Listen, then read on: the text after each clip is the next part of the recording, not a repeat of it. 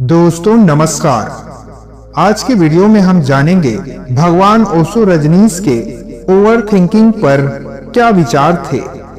ओशो कहते हैं, इंसान का मन अद्भुत यंत्र है, लेकिन जब यही यंत्र नियंत्रण से बाहर हो जाता है तो वही वरदान अभिशाप बन जाता है। आज के युग की सबसे बड़ी बीमारी क्या है? डॉक्टर से पूछेंगे तो वे कहते हैं ब्लड प्रेशर, डायबिटीज, हार्ट की समस्या। लेकिन अगर गहराई से देखो तो इन सब के पीछे एक ही कारण है, ओवर थिंकिंग। हर आदमी सोचता है और सोचने में कोई समस्या भी नहीं है। समस्या तो तब है जब सोच रुकती ही नहीं, जब तुम बार बार एक ही विचार को दोहराते रहते हो। ओवर थिंकिंग का मतलब है मन का पागलपन। तुम किसी बात को लेकर मन में उसे इतनी बार दोहराते रहते हो कि वह चोट की तरह दर्द देने लगती है। छोटी सी बात भी पहाड़ जैसी बन जाती है। ओशो एक कहानी से समझाते हैं। मैंने सुना है, एक स्त्री रात में सो नहीं पा रही थी।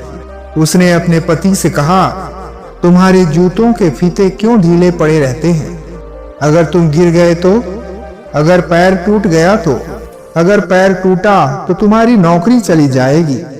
वह इतनी दूर तक सोचने लगी कि अंत में रोने लगी। यह सब सुनकर पति हंसा और बोला, स्त्री, मैं तो अभी अपने बिस्तर पर लेटा हूँ। मैं अभी तो गिरा भी नहीं और तुम पहले से ही मातम मना रही हो। यही है ओवर थिंकिंग। घटना घटे उससे पहले ही तुम हजार घटनाओं को दिमाग में घटा लेते हो। ओवर थिंकिंग क्यों होता है? ओवर थिंकिंग इसलिए होता है क्योंकि मन अशांत है और मन को कोई विश्राम नहीं मिलता। तुमने कभी देखा होगा, नदी का पानी अगर बहता रहे तो वह साफ रहता है, लेकिन अगर पानी रुक जाए तो उसमें गंदगी जम जाती है। मन भी ऐसा ही है। जब विचारों का बहाव सहज हो तो समस्या नहीं, लेकिन जब वह बार बार उसी घेरे में घूमे तो बीमारी बन जाती है।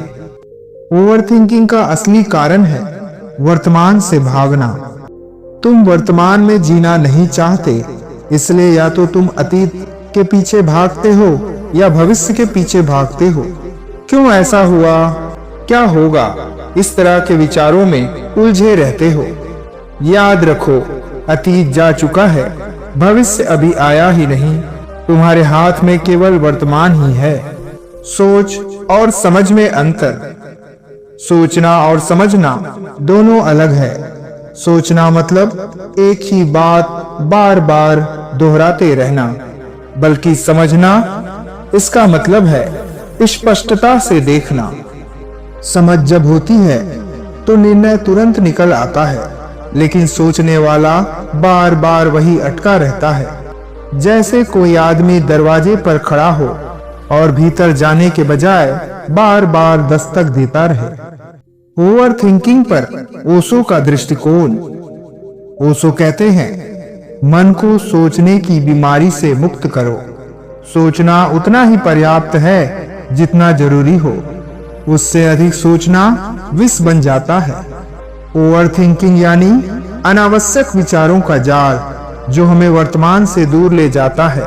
आगे वे कहते हैं, जब व्यक्ति अपने विचारों को बहुत गंभीरता से लेने लगता है, तब वे विचार ही उसे अनियंत्रित करने लगते हैं। विचार बादल की तरह है और तुम आकाश की तरह। अगर तुम इन विचार रूपी बादल को आते जाते देख सको, बिना उनसे जुड़े, तो शांति अपने आप प्रकट होती है। ओवर थिंकिंग से बचने के उपाय। ध्यान।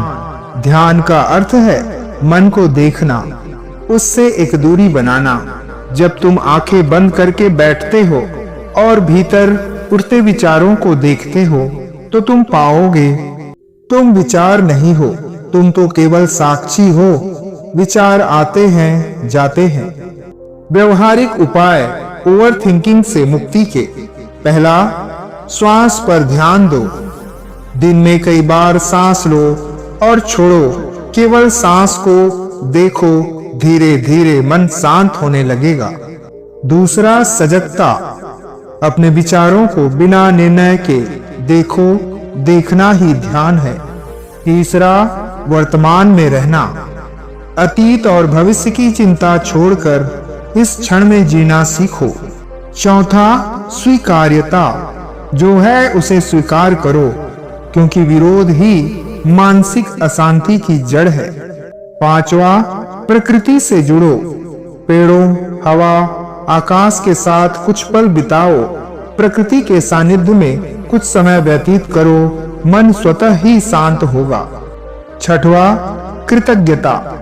हर दिन किसी न किसी बात के लिए धन्यवाद दो, यह मन को हल्का बनाता है।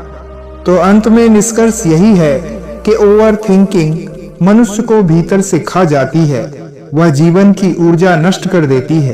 तुम्हारे भीतर जो दिव्यता है, जो मौन है, जो आनंद है, वह सब ओवर थिंकिंग के पर्दे से ढक जाता है। इसलिए जरूरत से ज्यादा सोचना छोड़ो, ध्यान अपनाओ। सोचना जरूरी है तो उतना ही सोचो जितना आवश्यक है। धन्यवाद। नमो बुद्धाय।